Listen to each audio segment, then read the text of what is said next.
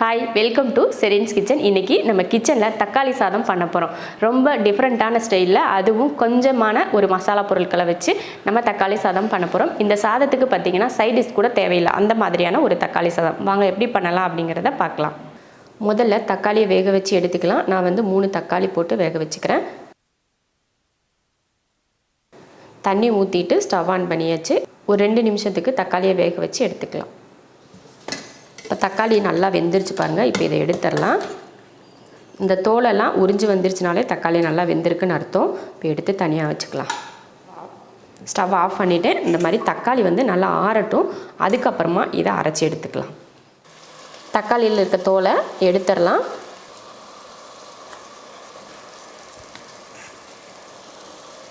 வேக வச்ச தக்காளி கூட மிளகாத்தூள் சேர்த்துக்கலாம். 1 ஸ்பூன் இல்லைனா 1.5 ஸ்பூன் அளவுக்கு சேர்த்துக்கோங்க. நான் காஷ்மீரி ரெட் சில்லி சேர்த்ததுனால 1.5 ஸ்பூன் சேர்த்துருக்கேன்.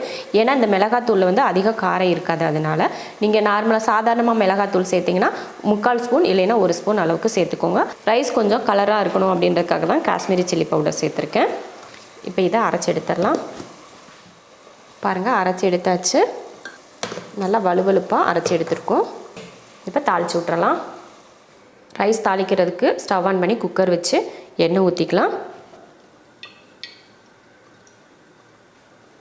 எண்ணெய் நல்லா காஞ்சதுமே ஒரு பெரிய வெங்காயத்தை நீல வாக்கில் கட் பண்ணியிருக்கேன், சேர்த்துக்கலாம்.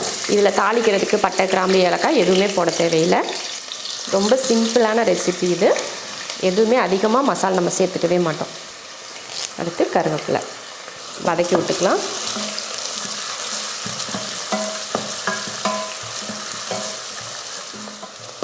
வெங்காயம் இந்த அளவுக்கு வதங்கினா போதும். ரொம்ப பொன்னிறமாக வதங்க தேவையில்லை, இந்த அளவுக்கு வதங்கினா போதும்.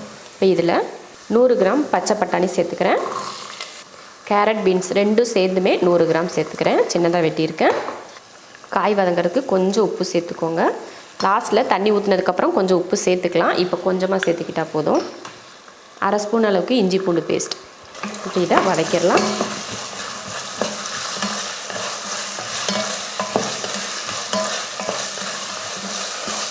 காய் போட்டு ஒரு 2 நிமிஷத்துக்கு 2 நிமிஷம் 3 நிமிஷத்துக்கு நல்லா வதக்கிக்கோங்க.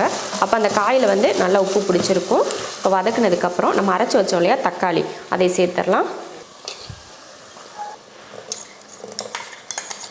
தக்காளி சேர்த்துட்டு நல்லா வதக்கி விடுவோம். நல்லா எண்ணெய் பிரிஞ்சு வரட்டும், அந்த மாதிரி வதக்கிக்கலாம்.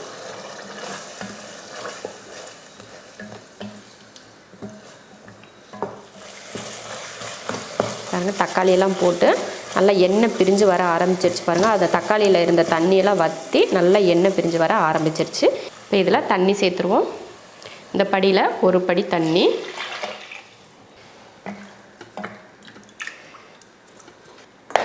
அடுத்து அரிசி போட்டுடலாம். சீரக சம்பா அரிசி சேர்த்துக்கிறேன் நான். 20 நிமிஷத்துலேருந்து ஒரு 1/2 மணி நேரம் வரைக்கும் கூட ஊற வச்சுக்கலாம். அதுக்கு மேலே ஊற வச்சிங்கன்னா அரிசி கூட கொஞ்சம் குழையிறதுக்கு வாய்ப்பு இருக்குது. அரிசி போட்டதுக்கப்புறம் தேவையான உப்பு. நம்ம காய் வதக்கிறப்பவே கொஞ்சம் உப்பு சேர்த்துருக்கோம். ஆனாலும் நம்ம தண்ணியில் ஊற்றினதுக்கப்புறம் அந்த உப்பு பத்தாது இல்லையா, அதனால் உப்பு சேர்த்துக்கோங்க. இந்த தண்ணியோட அளவு பார்த்திங்கன்னா இந்த படியில் 1 படி நான் சீரக சம்பா எடுத்தேன்.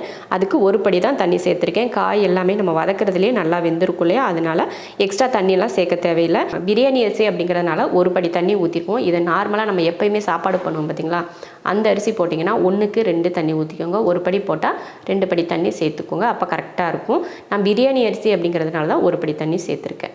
நல்லா கிண்டி விட்டுட்டு ஒரு கொதி வரட்டும். அதுக்கப்புறமா நம்ம மூடி வச்சிடலாம்.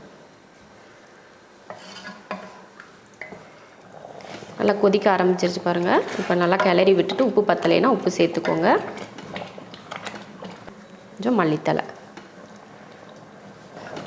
போட்டு லைட்டாக கிளறி விட்டுக்கோங்க. கிளறி விட்டுட்டு மூடி வச்சிடலாம்.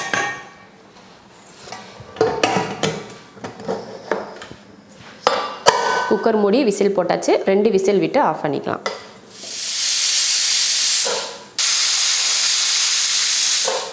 ரெண்டு விசில் வந்துருச்சு, ஆஃப் பண்ணிக்கலாம். நல்லா ஸ்டீமெல்லாம் இறங்கிருச்சு.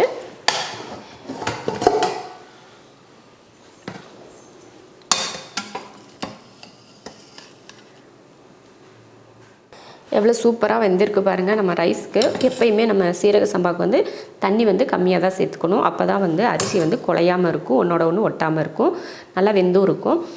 சூப்பரான தக்காளி சாதம் ரெடி ஆயிருச்சு. ரொம்ப சிம்பிளாக பண்ணி முடிச்சிட்டோம். மசாலாவெலாம் அதிகமே இல்லை, கம்மியான பொருள் போட்டு செஞ்சுருக்கோம். அதே போல் இதுக்கு சைட் டிஷ்ஷும் எதுவுமே தேவைப்படாது. ஏன்னா இதில் காய் பட்டாணி எல்லாம் சேர்த்துருக்கோம் இல்லையா, அதனால் வெறும் தயிர் பச்சடி மட்டும் நீங்கள் வச்சுக்கிட்டிங்கனாலே போதும், அவ்வளோ சூப்பராக இருக்கும். இது போல் தக்காளி சாதம் நீங்களும் செஞ்சு பார்த்துட்டு எப்படி இருக்குன்னு சொல்லிவிட்டு கமெண்ட்டில் சொல்லுங்கள். பிடிச்சிருந்தால் லைக் பண்ணிவிட்டு ஷேர் பண்ணிவிட்டு நம்ம ஷெரின்ஸ் கிச்சன் சேனலை சப்ஸ்கிரைப் பண்ணி பக்கத்தில் இருக்க பெல் ஐக்கானை கிளிக் பண்ணி வச்சுக்கோங்க.